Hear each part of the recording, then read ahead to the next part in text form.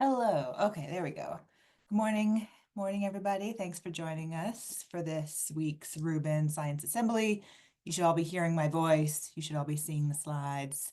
Thank you, Louise. Great. All right, let's get going. So today's a presentation type of Rubin Science Assembly. So we'll start off with some announcements, then we'll have the presentation. I think it's about 30 minutes or so. And then there'll be open time for sharing comments and questions about Data Preview 1. For announcements, save the date. The Rubin Community Workshop 2025 will be the week of July 28th. It's going to be in Tucson, in Arizona.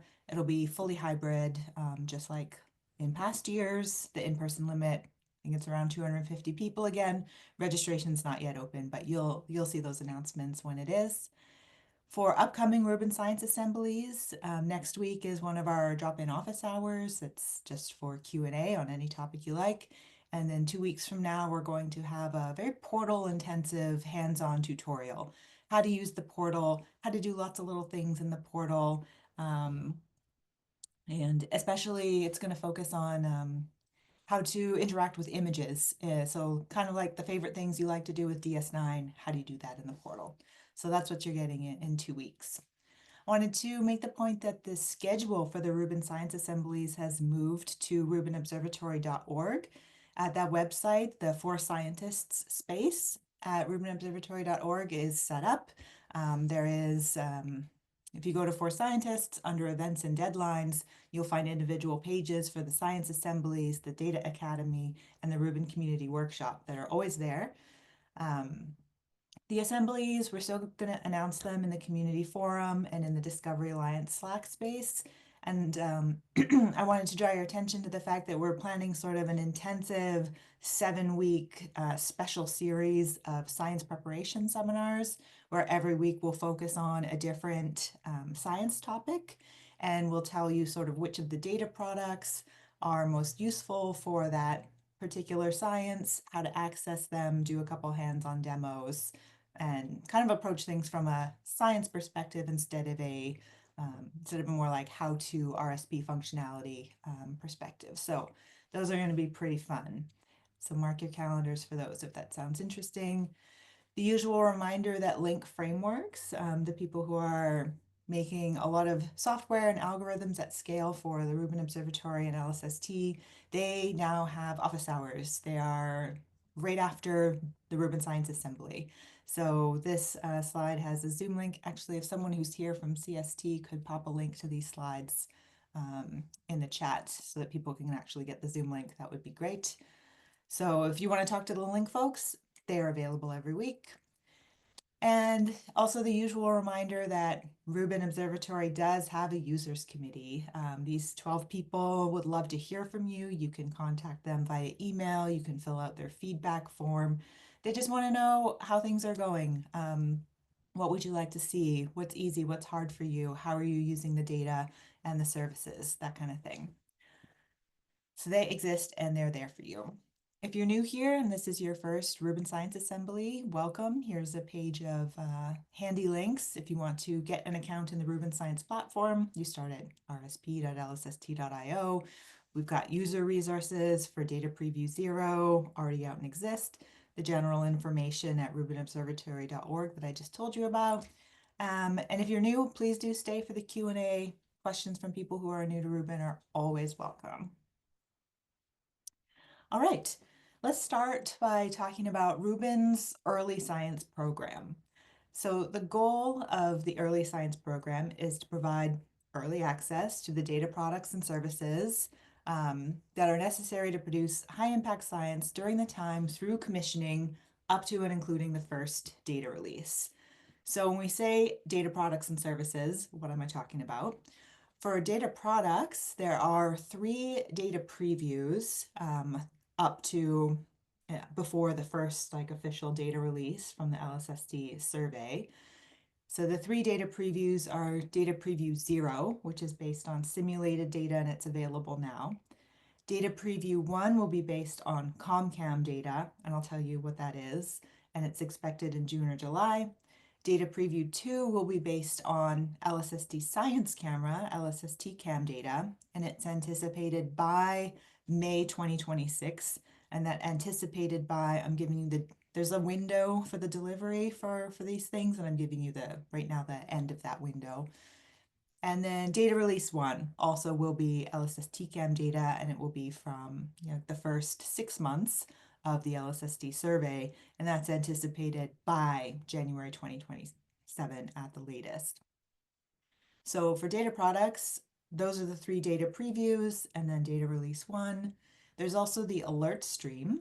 So as we move through commissioning with LSST CAM and science verification, the alert stream, getting it up, getting it started, it's going to be supported by building incremental templates. So incremental template generation just means that we start to build template images in regions of sky where it's possible to build templates of sufficient quality.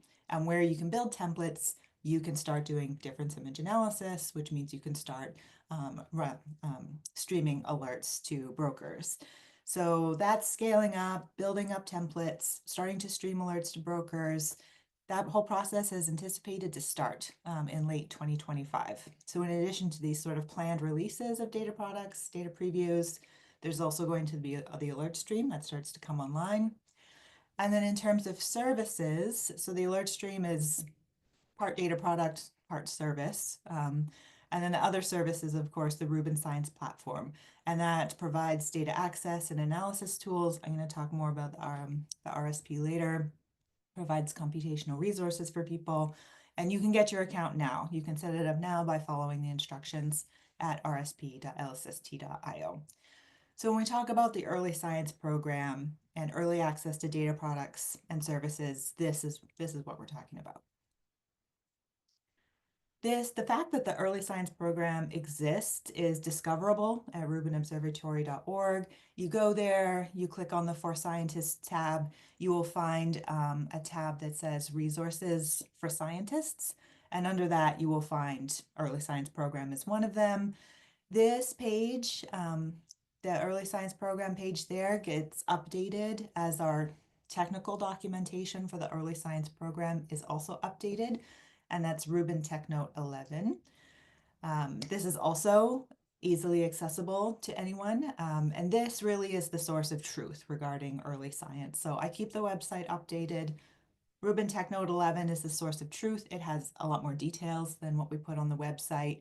Version 5.1 is the current version that you will find at rtn-011.lsst.io, but version 6 is coming very soon, imminently. And the following slides are all actually based on version 6. So what I'm about to show you doesn't actually match what you'd find if you go to this document right now, but it will match soon. So I'm telling you now what's going to happen. All right, this is figure 1 from Rubin Tech Note 11, and it is the detailed schedule of commissioning and early science activities, all relative to System First Light. And this is the most recent version of this particular figure. So I added ComCam on Sky, which ComCam was on Sky from October to December of last year. And sort of the point that we kind of want to make with this figure is that all of these timescales and the exact dates for things are really tied to when LSST can get on the telescope and get commissioned and have its system first light. So everything else that happens is sort of tied to the LSST cam integration and going on the telescope and getting started. So that's why there's no actual dates on this. It's all just expected timings relative to LSST cam. And so what I want to point out is that down here along the bottom, these are the data previews and the data release, when to expect them. And that's the part that actually matters to users, is when you get your hands on the data. And so this here, data preview 1, you can see it's after the System First Light event, but it's actually based on ComCam data. So the ComCam data that happened last year comes out as data preview 1, and that's where data preview 1 lands in this timeline. Data Preview 2, the next one comes out of science validation surveys that happen um, later once LSSTCAM is on and it's been optimized and it's taking sort of science quality data. So that's Data Preview 2. You can see the processing time that it takes. And that's why the timing for Data Preview 2 lands where it does.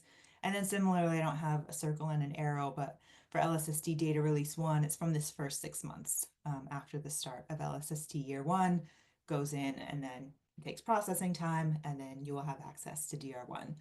So this I just sort of wanted to show you sort of when the data gets taken, when it becomes available to you in the context of everything else that's going on. And that's figure 1 from RTN 11, so you can go and look at it. This talk today is not about Data Preview 2 at all, so this is pretty much the only slide where I talk about Data Preview 2. The rest of it's all going to be on Data Preview 1. But this Data Preview 2, it just says here, science validation surveys. And what those are is in figure 2 of RTN 11.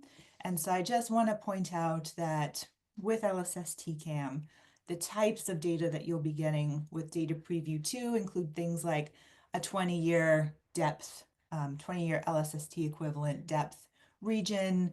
That would be small, like a single pointing.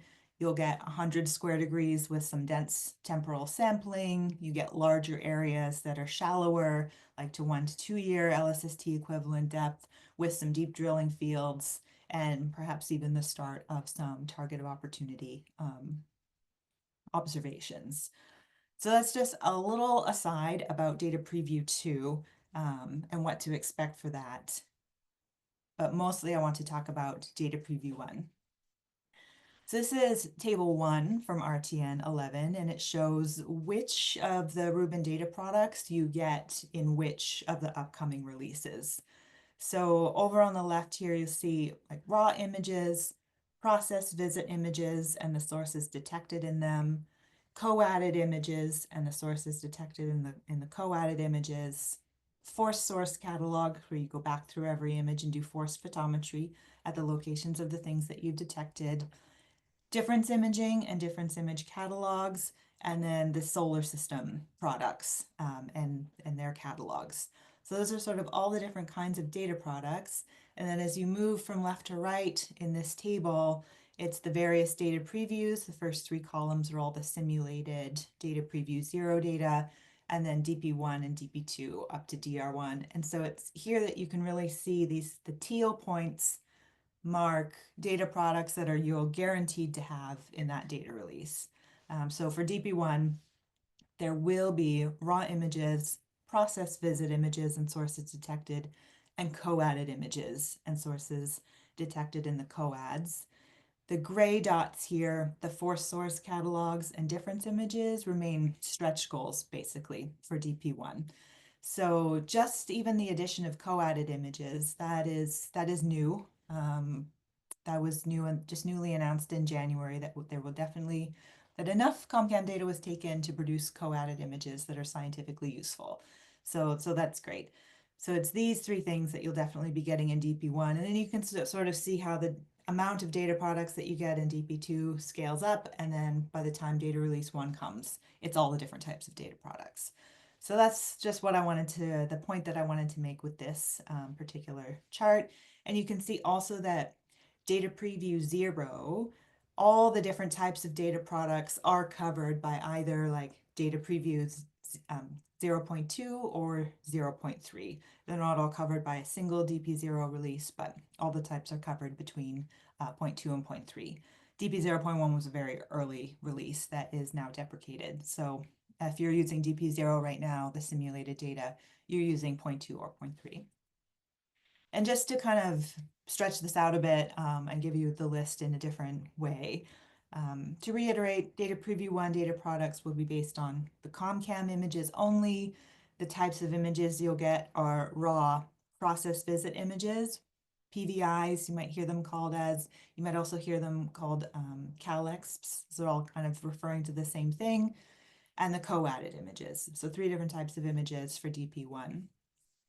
For catalogs, you'll have source catalogs, which are measurements for sources detected in the PVIs. You'll also have the object catalog, which is essentially force photometry on the co-added images at the locations of all sources detected in PVIs or co-added images. So it's force photometry on those deep coads. And here I wanted to point out that when we say it's measurements for sources detected, detected means signal to noise ratio greater than 5. And then those stretch goals that I mentioned for data preview 1 are the difference images and force source catalogs, which is force photometry on the PVIs for the objects that were detected in the coads.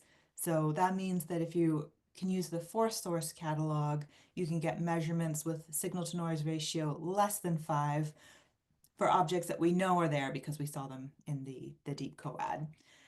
The difference image analysis catalogs also remain a stretch goal for DP1. So this is what you can expect to have access to when DP1 is ready.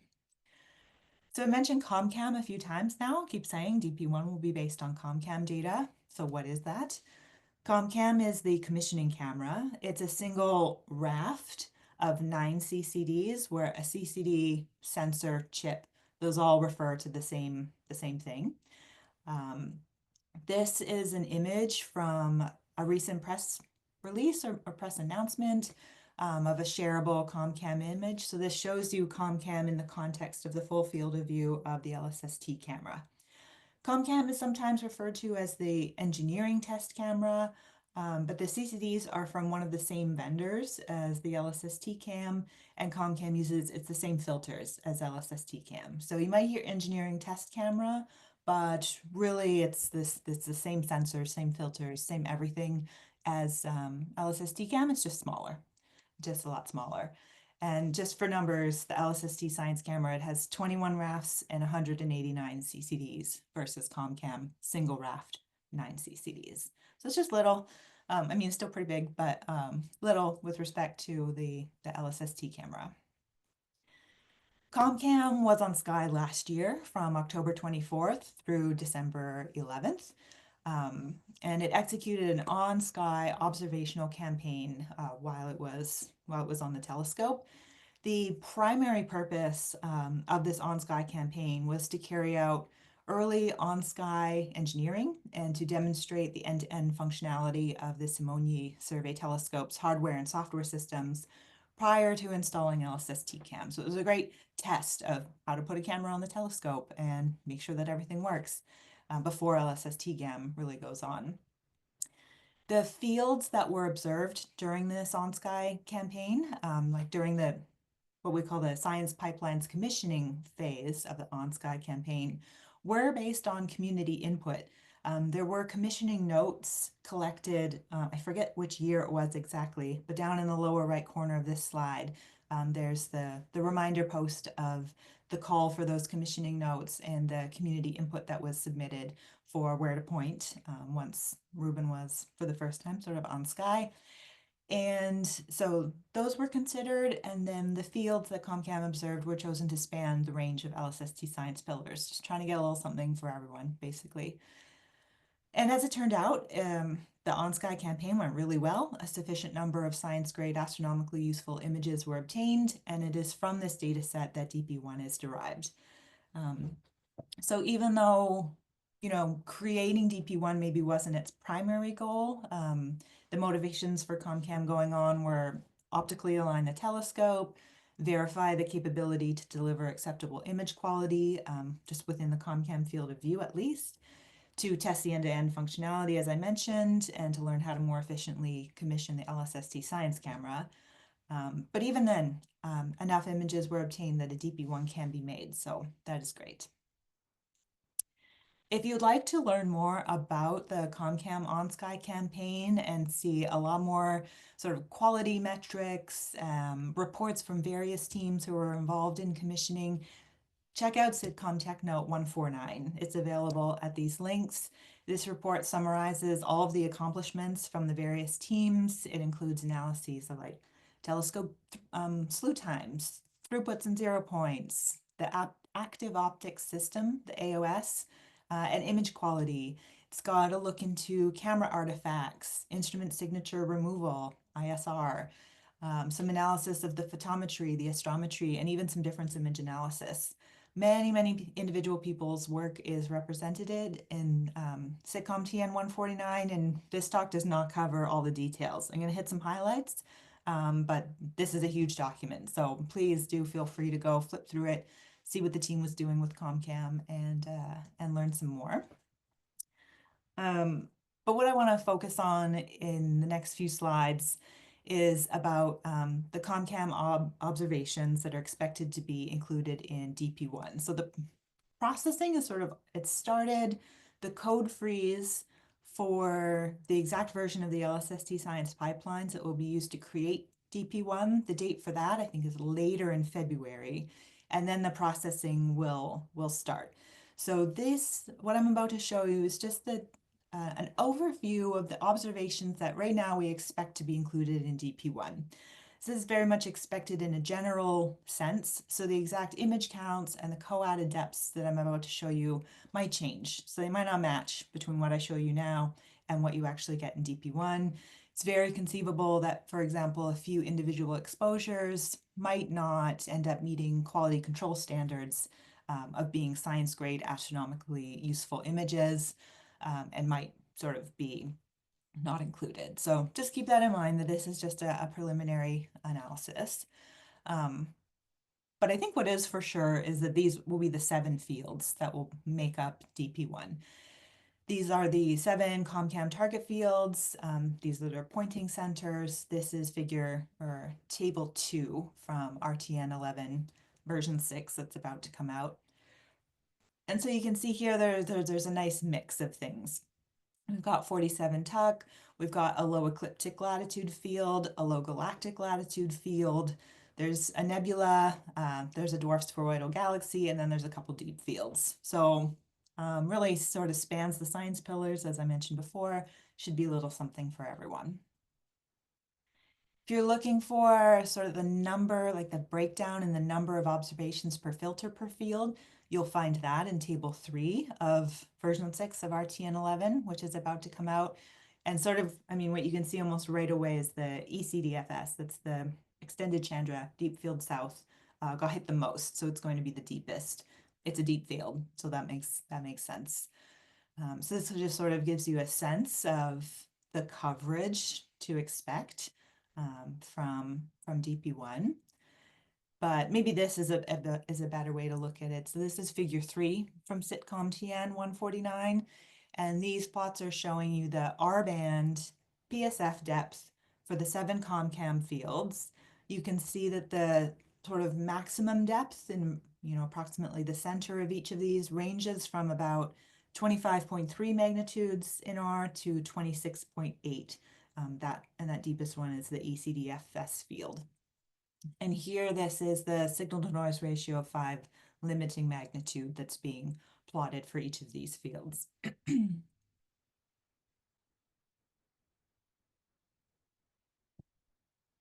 So this is a nice figure that just gives you a bit of a preview of the coverage that was obtained on each of these 7 fields and what to expect in terms of depth. This is figure 5 from Sitcom TN 149, and again, the ECDFS field was the most well-observed field.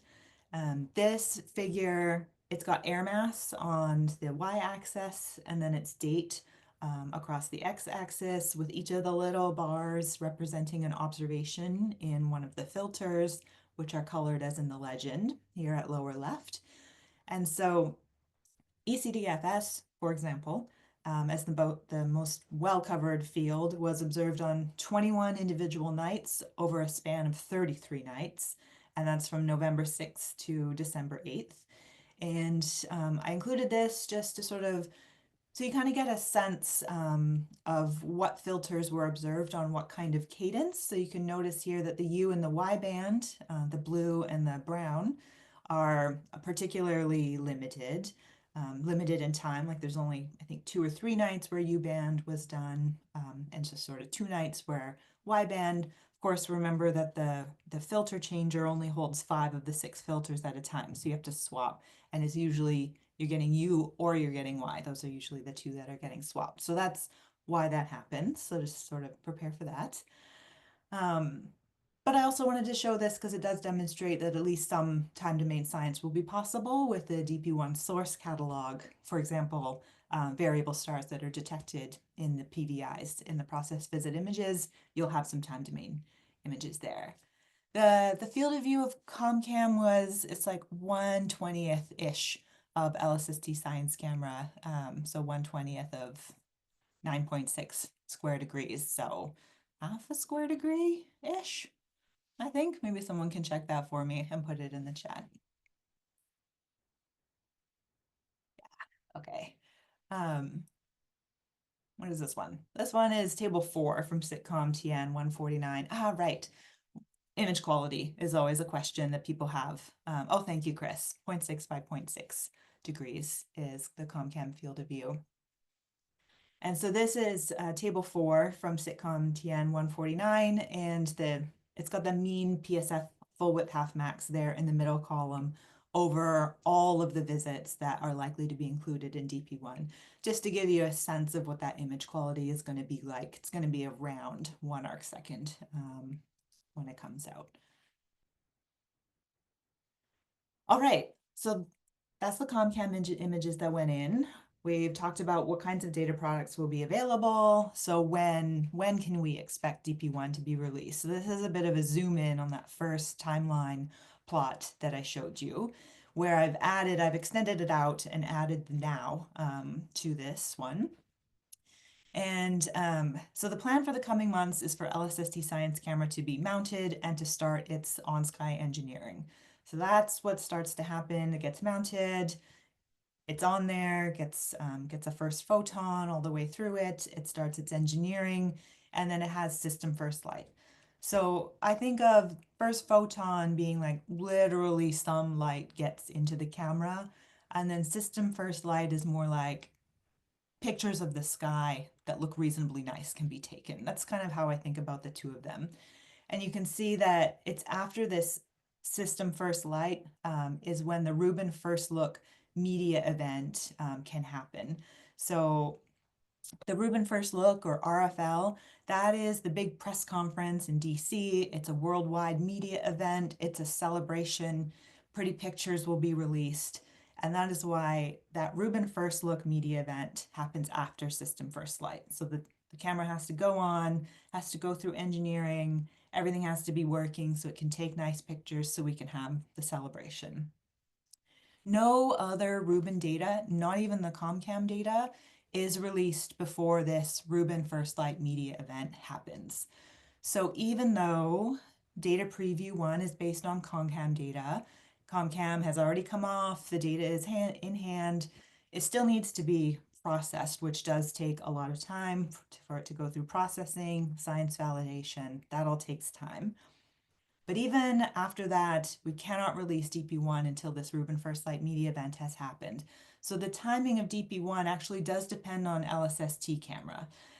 That is why we do not know exactly when we can release DP1.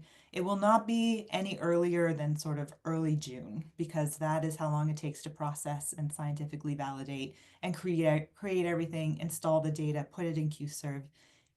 Early June is the very, very earliest where if the Rubin First Look media event has happened, then we can release DP1. But more generally, the time window in which we expect to be able to release DP1 is June or July. So we're very much hopeful that by the end of July, DP1 will be in your hands. And I wanted to make the point that this is the time that, like the timeline, the sequence of events that has to happen to lead up to that. And that's why the date is non-specific. When DP1 is released, it will be available to all Rubin data rights holders, and it will be available via the Rubin Science platform at data.lsst.cloud.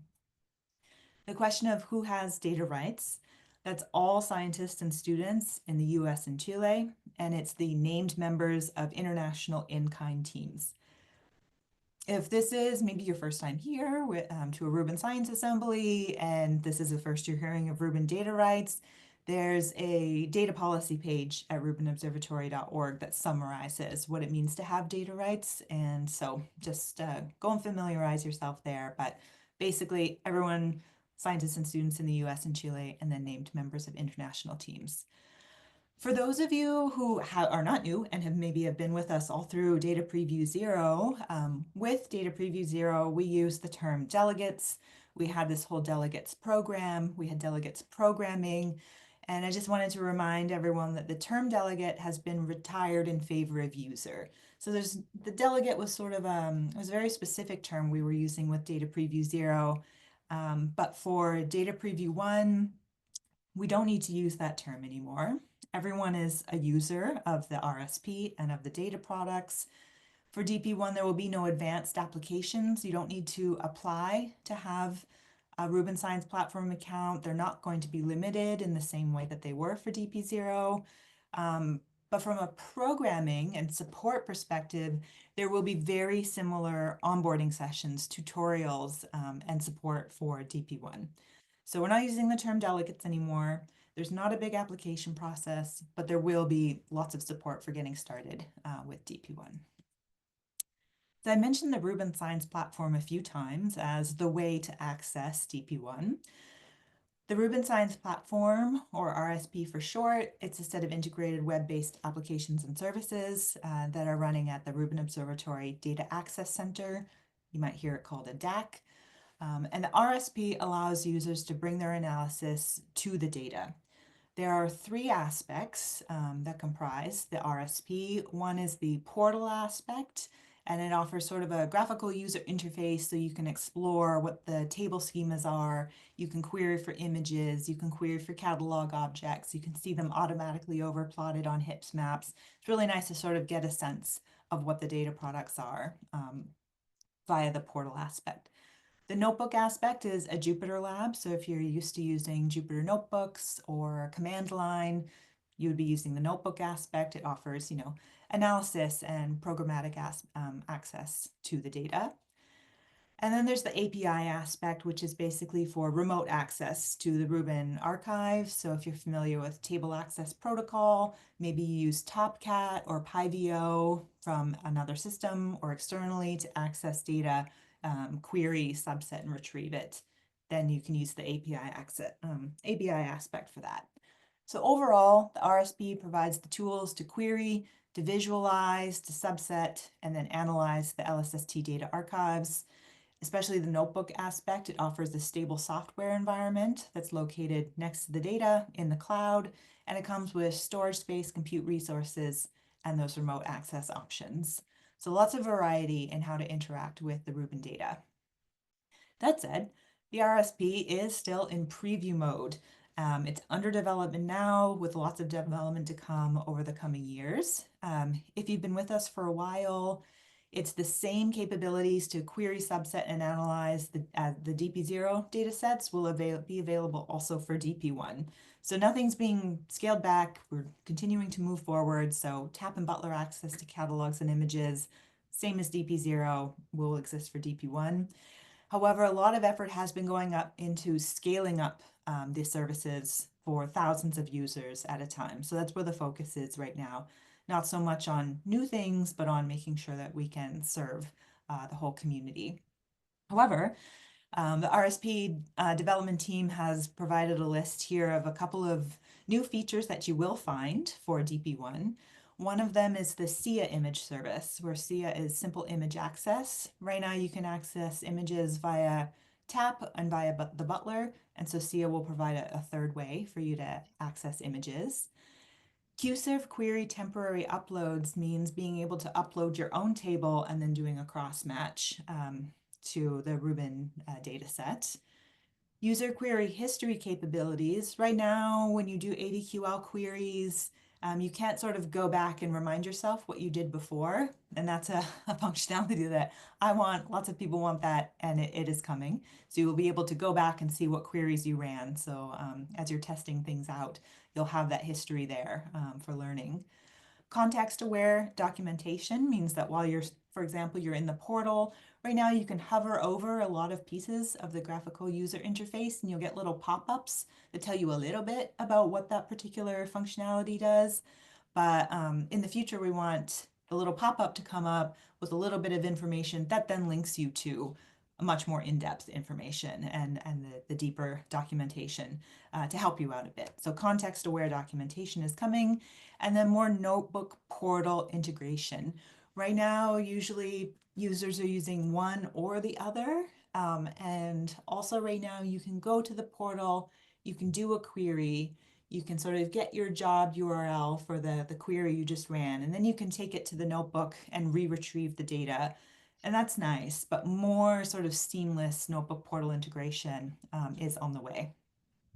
So while there are some new things, learning to use the RSP with the Data Preview 0 simulated data still remains the best way to prepare for Data Preview 1. We also want to make the point that although some new features are coming, there's no major computational expansion. So this is like bulk cutouts, the parallel processing, and the batch processing. That is not planned to become available with DP1. Right now, I want to make the point that we have had many requests for a sort of a simple page that better summarizes what you get when you get an RSP account, like what are the quotas on your queries, how much data can you download at a time, all that kinds of things, your rate limits for queries. We are working on that page and it will eventually appear at rsp.lsst.io prior to DP1. So that is coming as well. So that's what the Rubin Science Platform is in development, lots of stuff going on with that. So if that all sounds good, let's talk a little bit about how you can prepare for Data Preview 1. If you're new, you maybe want to start at rubinobservatory.org and our For Scientists webpage. As I mentioned several times, go ahead and get your RSP account. You start at rsp.lsst.io. You will find a button that says Get an Account, and you just follow the instructions that are there. You can start by accessing the simulated Data Preview 0 datasets. We've got many tutorials, something like 40 tutorials so far. You can work at your own pace through them, find ones that sort of mimic the types of science or analyses you would like to do, and work at your own pace through those tutorials. They're all available at these links. If an interactive learning environment is more your thing, you're in a Rubin Science Assembly right now. We do hold these every week, almost every week, unless there's something preventing us on any given Thursday. We alternate between hands-on tutorials and drop-in office hours. Everyone is always welcome to attend, especially if you're a student or you're new to Rubin.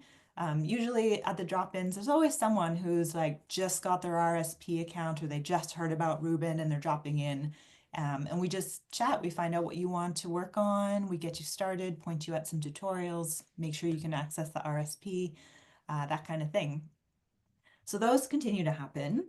March through May, we're going to have this special series of science preparation seminars. So you can pick the one that sort of most closely matches your own science interests and just come to that one. And you will learn about which data products will be most useful to you and how to access them. And then when the DP1 release date is set, we will have a series of virtual onboarding sessions at a wide range of times for a global audience to get everyone set up, accessing the data, very similar to how we did with the DP 0.1, 2, and 3 releases. There will also be a virtual week-long intensive Rubin Data Academy. We tend to hold these data academies, which I think we first initially started calling the summer school, but we changed it to Data Academy. It's usually sort of the week after the summer AAS or the week after that. We haven't quite set the date yet because we're sort of waiting to see if the DP1 release date can be set first, and then we'll set the date, but that will be there as well. It's mostly the same content. It's the same types of tutorials that you can work by yourself through, but we sort of put them all together in a very sort of focused, intense week that's meant to take people from not knowing anything about Rubin and the RSP all the way to accessing the data and doing some science. So lots of options there for various interactive ways to learn. this is just sort of the final slide of collected links of everything that I've mentioned in this talk so far. Just going to give you a chance to screenshot this should you want these links. And that's it. That's kind of covers everything I can think of to tell you about data preview 1. So we can go into our question period now. We'll have a couple questions with the recording on, and then when they kind of taper off, I'll turn off the recording and we can still do some more questions or chat. So in the Zoom, you can raise your hands and I'll invite you to speak, or you can always post in the chat as well. And while people are thinking about their questions, I will scroll through the chat and see if there's anything.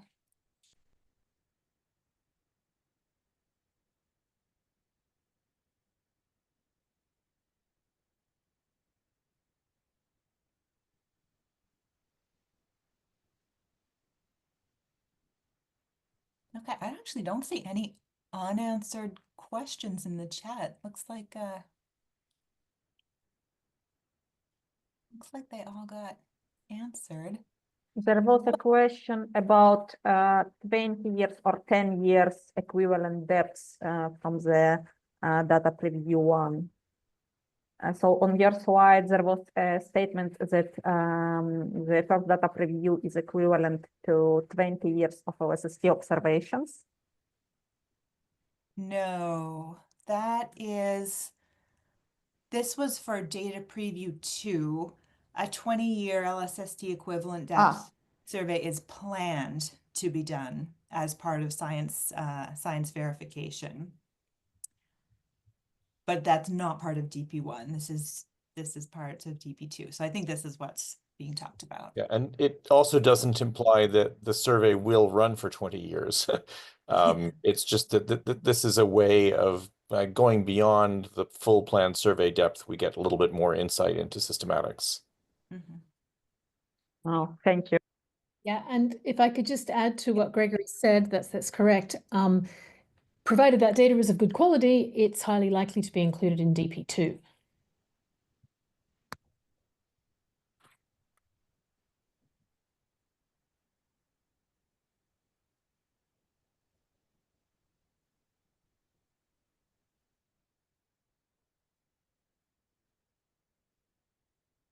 I see some more questions in the chat. And so first up, for Chris Stubbs, yes, course modules for undergrads, the Rubin Community Science team has a very similar goal. We are starting to put together course modules as well. And these science preparation seminars that we decided to give in March to May is kind of how we're starting to put together these course modules. So we're very interested in that as well. So maybe we could get together and work on those together. Yeah, that would be great. And then the slides. Yeah, oh, great. Okay, it's already been changed to viewer. Perfect. I'm the main contact person for the Rubin Community Science team. Yeah, so you can, yeah, message me and we can maybe set up a time to talk about. Yes, and the Rubin Undergrad Mentoring Network run. Pauline, that's a good point as well. Yeah, they might be interested to help with course modules or testing them.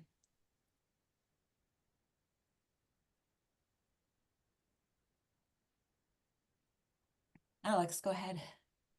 Yes, perhaps following the question about the undergrad course. So OSSP data are proprietary for the countries that are not United States and Chile. So for example, if I would like to give a tutorial or a course to the students from a country that doesn't have data rights, will there be some small portion of the OSSP data that can be used for these purposes without restrictions? That is the plan, that there will be some small amounts that are available. And there, it's the education and public outreach team are preparing course materials, which you can find at rubinobservatory.org under education is where you would find those kinds of things. And they have some, they call them investigations, classroom investigations. They have some already. They're just not using real Rubin data, but you might find some of those useful even now.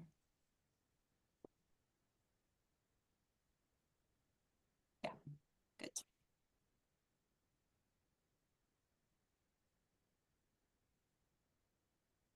Yeah, Vincenzo. Hi, Melissa. Thank you for the introduction. I was wondering, what is the policy for making DP1 and DP2 public to everyone, also with no data rights? So it's proprietary in the same sense that there'll be a 2-year proprietary period. And then even though they are smaller, Rubin Observatory does not have plans to make post-proprietary data publicly accessible. But there are a few ways or a few in-kind contributions that are planning to make post-proprietary Rubin data publicly accessible. And I think I noticed a related question, Stephen's question, the total data volume of DP1. I actually don't know that. Does anyone here have an estimate for the total size of DP1?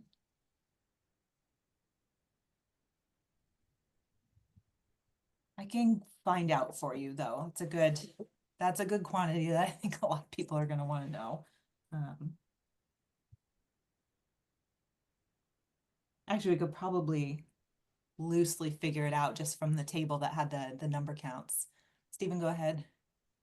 I was just going to say, in answer to the previous question, when DP1 becomes public, the CDC will be hosting it. Excellent. Excellent. Good. And that's still planned like the normal 2-year proprietary period. There's nothing special about DP1. Whatever your data policy is, that's what we're following. Yeah, okay, yeah.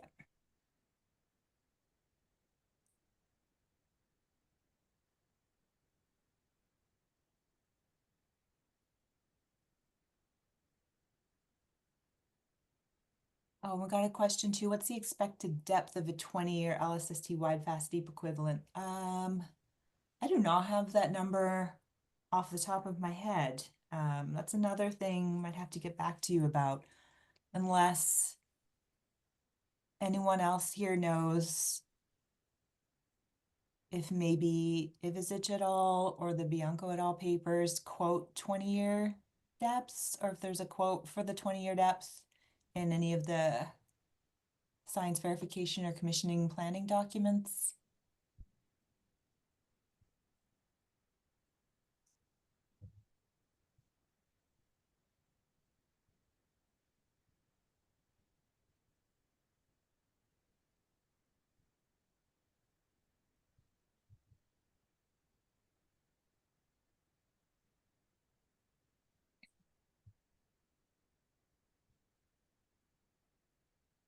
Yeah, you could roughly work it out.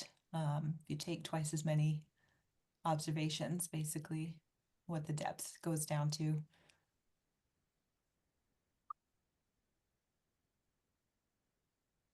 I mean, that's and the assumption that there isn't a systematics floor. So that's the best case scenario.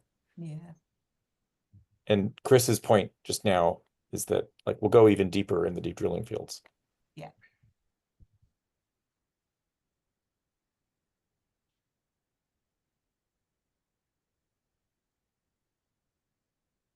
I mean, as I said, it is one of the reasons we're taking the 20-year depth commissioning data is to like try to understand those systematics better.